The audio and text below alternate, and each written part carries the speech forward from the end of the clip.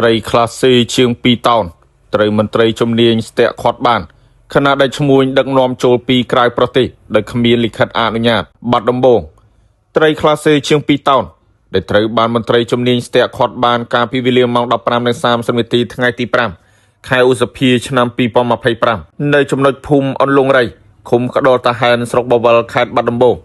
ខណៈដែលឈ្មួញលួចនាំចូលពីក្រៅប្រទេសមកកម្ពុជាដោយគ្មានលិខិតអនុញ្ញាត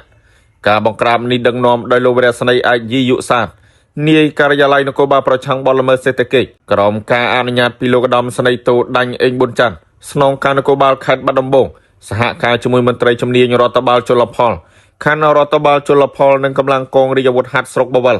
ស្ទាក់ខាត់រថយន្តម៉ាកហ៊ីយ៉ុនដាយពណ៌បៃតងមួយគ្រឿងពាក់ស្លាកលេខភ្នំពេញ 3G 4732ជាមួយកិច្ចប្រតិបត្តិការនេះដែរសមត្ថកិច្ចចម្រុះបានរកឃើញត្រីផ្លាសេទម្ងន់ប្រហែល 2000 គីឡូក្រាមនិងត្រីកន្ធរបង្កកទម្ងន់500 គីឡូក្រាម